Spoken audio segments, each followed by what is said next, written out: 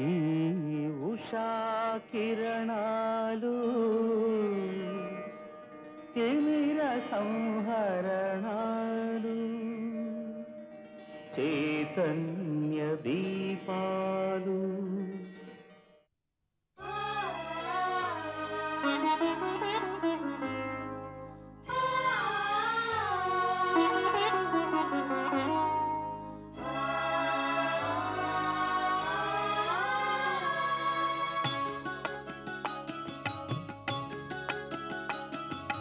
యుగ యుగాలుగా ఇగిరిపోని గంధం కాలదోషమే పట్టని కమ్మని గ్రంథం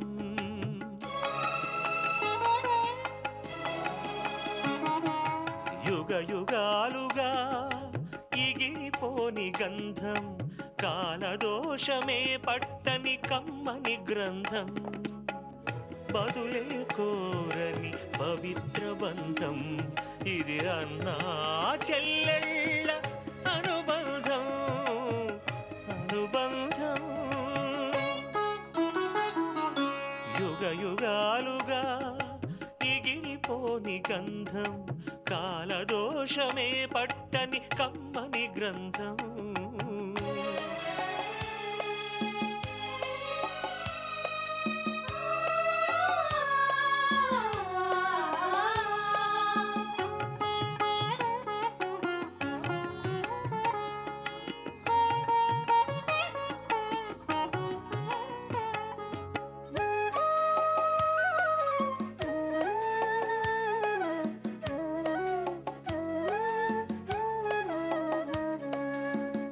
అంబలితానై కంబళితానై పెంచేటి అన్నా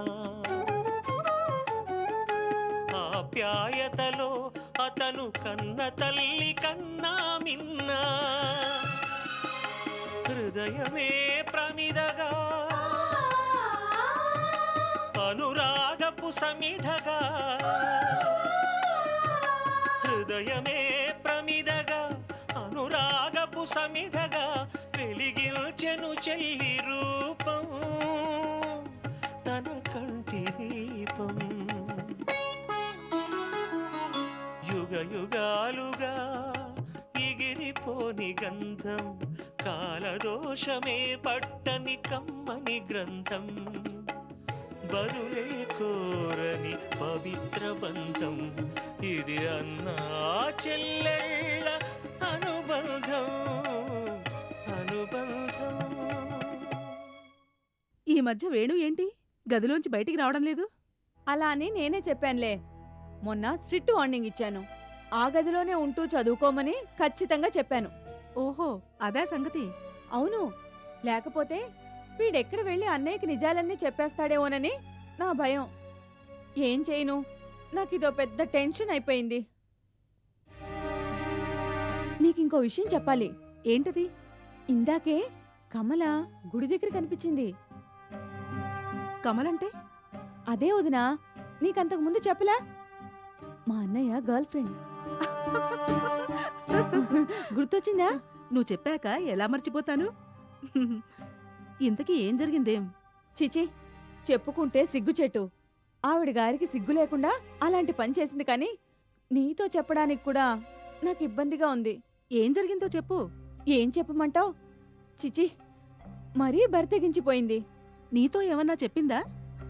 మా అన్నయ్య గారు రోజూ ఆవిడ గారి కల్లోకి వస్తున్నారట. నిద్ర పట్టడం లేదట. ఒకటే కలవరింతలు పలవరింతలునట. ఆవిడ గారి మనసులో లేదట. అందుకే అన్నయ్య పేరు మీద అర్చన చేయించానంటూ నాతో నిర్భయంగా చెప్పేసింది. అవ్వా, ఎవరన్నా వింటే ఏమనుకుంటారోనన్న భయం కూడా లేదు. గొప్పగా నాతో తనే చెప్పుకుంది, ఏదో పెద్ద ఘనకార్యం చేసినట్టు. పెళ్ళే ఇన్నేళ్లైనా ఇంకా అదే జాస. చెప్పాలంటేనే నాకు అసహ్యంగా ఉంది. చెండాలపు మనిషి, చెండాలపు బతుకును. ఒక పక్క మొగుడుతో కాపురం చేస్తూనే ఈ కారుకూతులన్నీ కూసింది. అసలు ఆ మనిషికి నోరెలా వచ్చిందో? ఆ మనిషి తీరే అంతం చెప్పావు కదా. అంతే వదినా, ఊళ్ళో ఉన్నప్పుడు కూడా ఇదే వరుస. ఊళ్ళో వాళ్ళు వీళ్ళిద్దరి గురించి ఎంత అసహ్యంగా చెప్పుకుంటున్నా వీళ్ళు మాత్రం చెట్టాపట్టాలేసుకుని టింగురంగామనుకుంటూ ఊరంతా తిరిగేవాళ్ళు. సరే పోనీ అప్పుడంటే పెళ్లి కాలేదు. ఇప్పుడు అలా కాదే, పెళ్ళయింది, దాదాపు 10 ఏళ్ళయింది. అయినా అదే వరుస. ఇదెక్కడ వింతో నాకు అర్థం కావడం లేదు. దీనికన్నా ఘోరం నేరం ఇంకొకటి ఉండదు.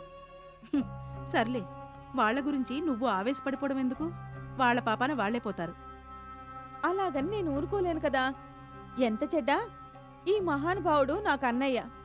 వీళ్ళ గురించి ఊళ్ళో వాళ్ళంతా చిలవలు పలవలుగా చెప్పుకునేవాళ్ళు. ఇప్పుడు ఈ మహానుభావుడు ఈ ఊరికి కూడా చేరాడు. ఆ మహాతల్లి ఎలాగోలా ఈయన్ని పసిగట్టి ఇక్కడికొస్తుందేమోనని నాకొకటే భయంగా ఉంది. ఇక ఆ తర్వాత ఇద్దరూ ఆగమన్నా ఆగరు. మళ్ళీ ప్రేమాయణం మొదలుపెట్టినా మొదలుపెట్టచ్చు. అది నాకెంత అప్రదిష్ట. అలా జరగదులే. నువ్వు ఊరుకోవద్దునా, నీకేం తెలీదు. వాళ్ళంత పని చేయగల సమర్థులే. మొన్న ఆ మధ్య బజార్లో అమ్మాయి గారు కనిపించిందంటూ ఓ ఆనందపడిపోతూ నాతో చెప్పాడు. ఆ పేరుతో అన్న ఈ జిడ్డు వదులుతుందేమోనని అక్కడికే వెళ్ళమని చెప్పాను.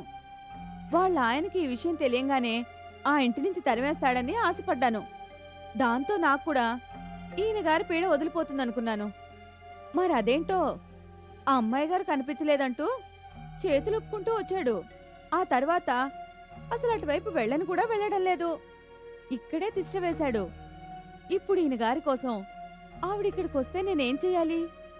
పైగా మీ అన్నయ్య ఇక్కడికి రాలేదన్నావు కదా అని అడుగుతుందేమోనని నా భయం. దాందే ఉంది. ఈ మధ్య వచ్చాడని ఏదో ఒకటి సర్ది చెప్పొచ్చుగా. అవుననుకో, ఈయన గారు ఊరుకోరు కదా. ఎప్పుడో వచ్చాను అమ్మాయి గారంటూ ఈకిలిస్తూ చెప్తాడు. సర్లే, ఏదేదో ఊహించుకుని నువ్విప్పుడు కంగారు పడటం దేనికి? జరిగినప్పుడు చూద్దాం. ఏదేమైనా వాళ్ళిద్దరూ ఒకళ్ళనొకళ్ళు కలుసుకోకుండా ఉంటేనే మంచిది. ఈలోగానే ఈయన గారు ఊరికి తిరిగెళ్ళిపోతే నాకంతకన్నా సంతోషకరమైన విషయం ఇంకొకటుండదు. వెళ్తాడులే. దాని గురించే ఆలోచిస్తూ నువ్వు హైరాణ పడకు. ఆ, అన్నట్టు చెప్పడం మర్చిపోయాను. సరోజ వాళ్ళ కిట్టి పార్టీకి నిన్ను తీసుకురమ్మని నా గట్టిగా చెప్పింది. ఆవిడ గారికి నీతో పరిచయం పెంచుకోవాలన్నట్టుగా ఉంది. నువ్వు తప్పకుండా రావాలి. సరోజంటే రామ్ గోపాల్ గారి? అవునవును, ఆవిడే. ఆయన పెద్ద బిజినెస్ మ్యాగ్నెట్ కదూ? అవును, ఈ మధ్య కంప్యూటర్లు అవి పెట్టి బాగా సంపాదించాడు. అయితే తప్పకుండా వస్తాను. అలాంటి వాళ్లతో పరిచయాలు పెంచుకోవటం ఎప్పటికైనా పనికొస్తుంది. నాకు నీ సంగతి తెలుసు కదా. ఈ మాట అంటావని ముందుగా ఊహించే నిన్ను తీసుకొస్తానని వాళ్లతో చెప్పేశాను. మంచి పని చేసావు. భోంచేయగానే వెళ్దాం. సరే.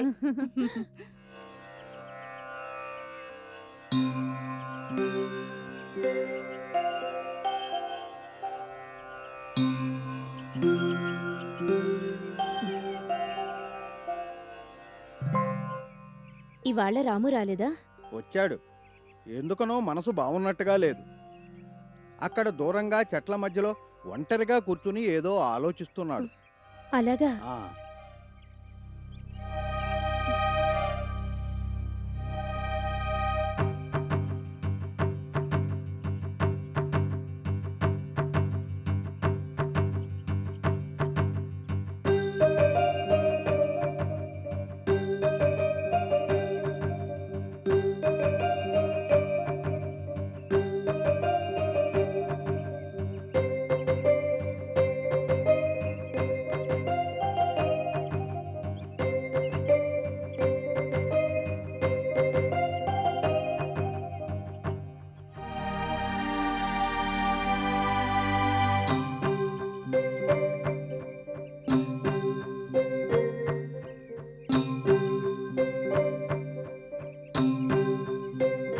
రాము,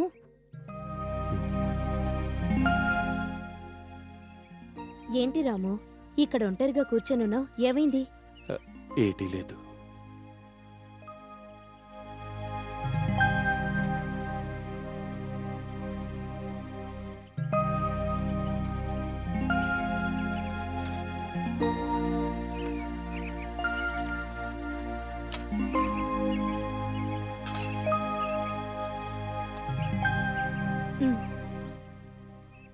ఏటిది? తీసుకో. పులిహోర చాలా బాగుంది. నాకెందుకు? తినడానికి. నాకు ఆకలిగా లేదు. ముందు అలాగే ఉంటుంది. తినడం మొదలు పెడితే ఆకలి అది పెరుగుతుంది. తిను. వద్దు. నా మాట విని తిను. చాలా బావుంది.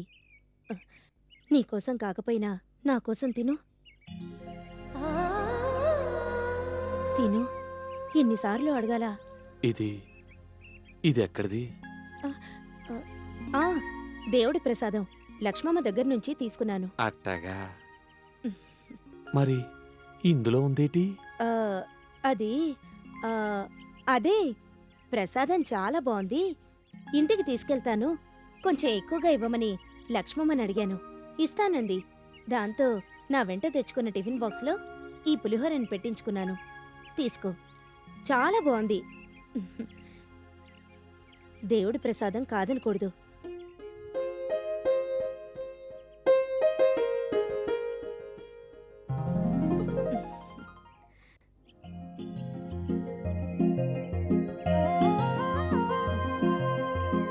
అదేంటి?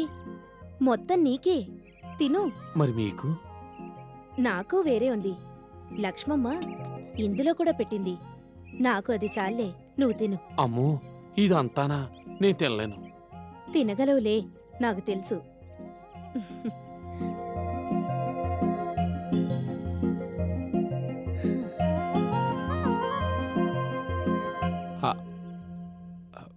నేను ఒక్కనే తినాలా? మీరు కూడా? చెప్తున్నాను కదా, పులిహోర చాలా బావుందని లక్ష్మమ్మ దగ్గరే కూర్చొని గొంతు దాకా తిన్నాను. ఇప్పుడు ఇంకేమీ తినలేను. మరి అందులో దేడ్చేస్తారు? అది ఆ, అది నాకు కాదు, మా ఇంట్లో వాళ్ళకి. ఓహో, మీ ఇంట్లో ఎవరెవరున్నారు? అవన్నీ తర్వాత చెప్తానులే. నువ్వు ముందు తిను. ప్రసాదాన్ని అలా ఎదురుగా ఉంచుకొని ఈ ప్రశ్నలన్నీ ఏంటి? అవును కదూ.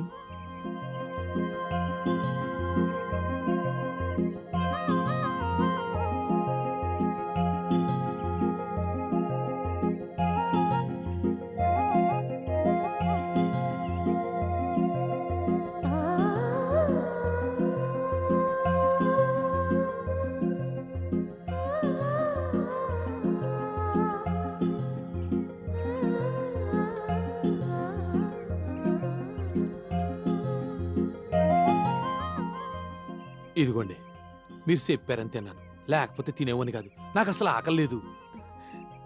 పోనీలే, నా కోసం తిన్నావనుకుంటాను. సరేనా? సరే, మీ ఇష్టం. ఇంతకీ పులిహోర బావుందా? బ్రహ్మాండంగా ఉంది. అయితే ఇంకొంచెం పెట్టనా? అమ్మమ్మో, ఇకొద్దు. మరి బావుందన్నావుగా. అన్నాను గాని ఇంతకన్నా తినలేను. నాకు ఆకలి లేదు. నిజమేనా? నిజంగా నిజం. ప్రమాణపూర్వకంగా చెప్తున్నాను. అయినా మీ బస్తీ వాళ్ళలాగా లోపల మాట బయట మాట చెప్పేటోని గాను. సరే, అయితే తినొద్దులే.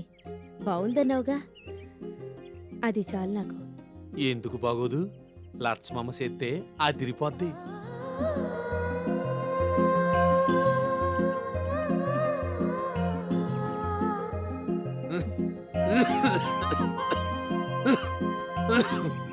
ఏటి ఉన్న పొలాలు లేశారు? ఏమీ లేదు, టైం అవుతోంది. ఇంటికెళ్ళాలి. ఓహో, ఇంటికాడ మీకోసం అందరూ ఎదురు చూస్తా ఉంటారా? ఆ, ఆ, అవును, అందరూ ఎదురు చూస్తూ ఉంటారు. అయితే వెళ్ళరండి.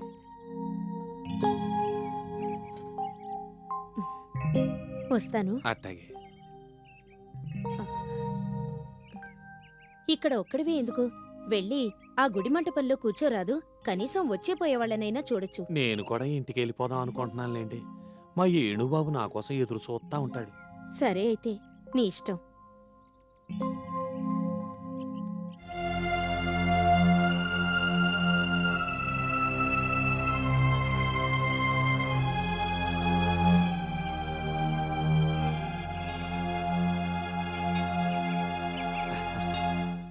ఇయాల పులిహోర ఆదిరిపోయింది లక్ష్మమ్మ. శానా బాగా చేసావు. ఏటి లక్ష్మమ్మ అట్టా చూస్తున్నావు? ఏంటన్నావు? పులిహోర నేనెప్పుడు చేశాను? బాలేటి దానివే, నాతో పరాస్కాలా.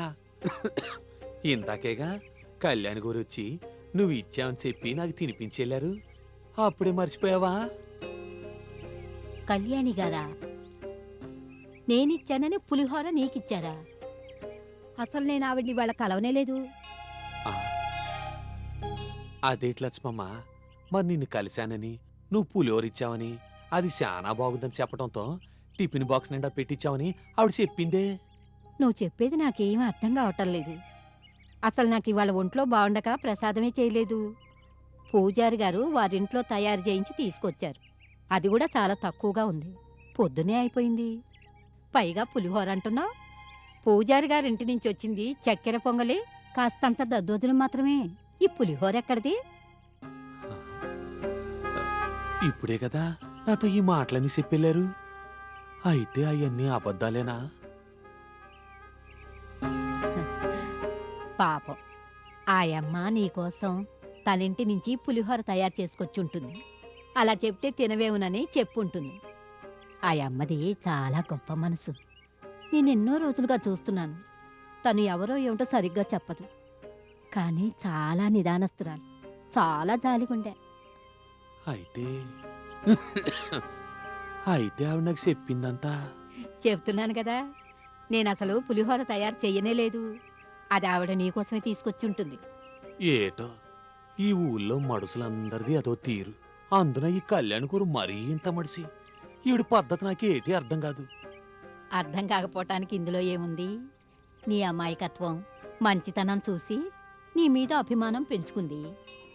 అందుకే నీకు ఏదో ఒకటి వండుకొచ్చి తినిపించాలని తాపత్రయపడుతూ ఉంటుంది. ఇందులో వింతే ఉంది. ఆవిడ చాలా మంచిది. నే వెళ్తా రాము. ఆ. ఇంటి దగ్గర చాలా పనుంది.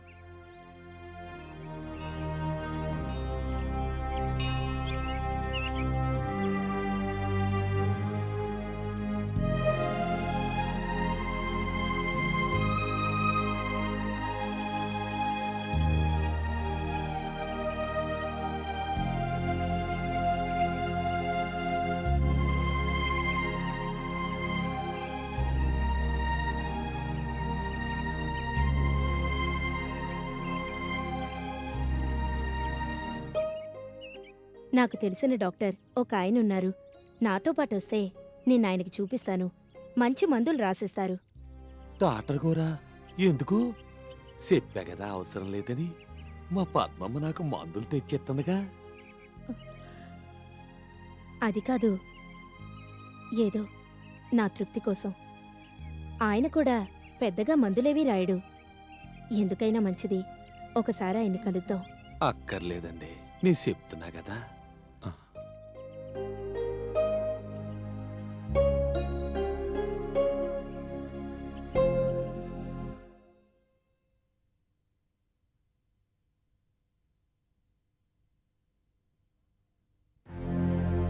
రామ్మారా, నీకోసమే ఎదురు చూస్తున్నాను. అయ్యిందా స్వామివారి దర్శనం? ఆ, పాపం రోజు ఆ స్వామి దర్శనం చేసుకోందే నువ్వు ఉండలేవనుకుంటాను కదూ. ఎప్పుడు చూసినా అదే గుడికి వెళ్తూ ఉంటావు. ఏంటో ఆ గుళ్ళో విశేషం?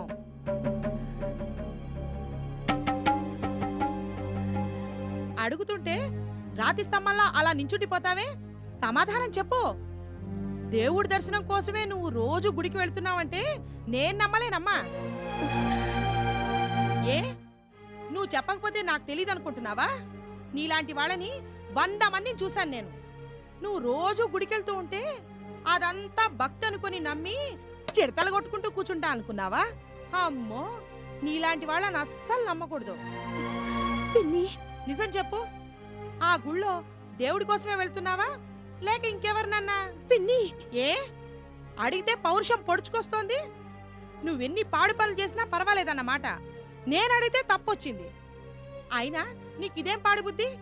పడితే ఏ జమీందార్నో లక్షాధికారినో పట్టాలి గాని ఆ భిక్షాధికారి ఎక్కడ దొరికాడు నీకు? ఎవరి గురించి నువ్వు మాట్లాడేది? ఇంకెవరి గురించి? అక్కడెవరినో అడుగు తినేవాణ్ణి రోజు కలిసొస్తావట కదా. గంటల తరబడి కూర్చొని కబుర్లు చెప్తూ ఉంటావట కదా. వాడు నీకేం కాణి ఇస్తాడా, పరకిస్తాడా? సన్యాసిని నమ్ముకుంటే నోట్లో ఇంత బూడిద పోసి పంపిస్తాడు. అయినా నీకెంత ధైర్యం? వాణ్ణెవన్నో కలవడానికి దేవుడి పేరు చెప్తావా? గుడిచాటు భాగవతం ఇదన్నమాట. అవునులే, నీ పుట్టుకే అట్లాంటిది. బుద్ధి ఎక్కడికి పోతుంది? పిన్ని, ఏం కళ్ళెర్ర చేస్తున్నా నేనేం కాలి బూడిదైపోను. అయినా అలా జరగడానికి నువ్వేమన్నా గొప్ప పతివ్రతవా, మహాపతితవి. మళ్ళీ ఆ మాట అంటే ఒప్పుకో. ఆ పట్టేదేదో నేను చెప్పిన వాణ్ణి పడితే పోయేదిగా. ఆ పని చేస్తే నీ సొమ్మేం పోతుంది? నా మాట వింటే ఈ పాటికి కాసుల వర్షం కురిసేది. నీ తీరు నాకు అస్సలు అర్థం కాదు. అయినా నీకిదేం పోయే కాలం? అడుక్కు తినేవాళ్లతో నీకెందుకు? మహాతల్లి, నిన్నిక్కడుంచిన పాపానికి రేపొద్దున్నుంచి ఊళ్ళో ఉన్న బిచ్చగాళ్లంతా మన ఇంటి ముందు క్యూ కట్టేటట్లున్నారు. నీ మాటలు నాకేం అర్థం కావడం లేదు. ఎందుకు అర్థమవుతాయమ్మా? అర్థం కావు. నా మాటలు నీకు అర్థమయ్యే యోగమే ఉంటే నీ బతుకు ఇట్లా ఎందుకుండేది?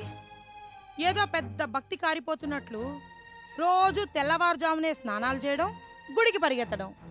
ఆ మాయకురాల్ని కొన్నాళ్ళు నిజమేననుకున్నాను. మొత్తానికి నీ జాతి లక్షణాలు ఇప్పుడు బయటపడుతున్నాయి. నీకెంత పొగరు? మాట్లాడుతుంటే వినిపించుకోకుండా అలా వెళ్ళిపోతావా? ఇదిగో ఇదే చెప్తున్నాను, విను. మళ్ళీ వాడి కోసం అంటూ గుడి దగ్గరికి వెళ్తే నిన్ని ఇంట్లో ఉండనివ్వను. ఆ తర్వాత వాడితోనే ఉండు. ఇద్దరు జంటగా రోడ్డు మీద కూర్చొని అడుక్కు తిందురు గాని నాకెందుకు? ఇక్కడ ఉంటున్నంత కాలం నా మాట వినాలి.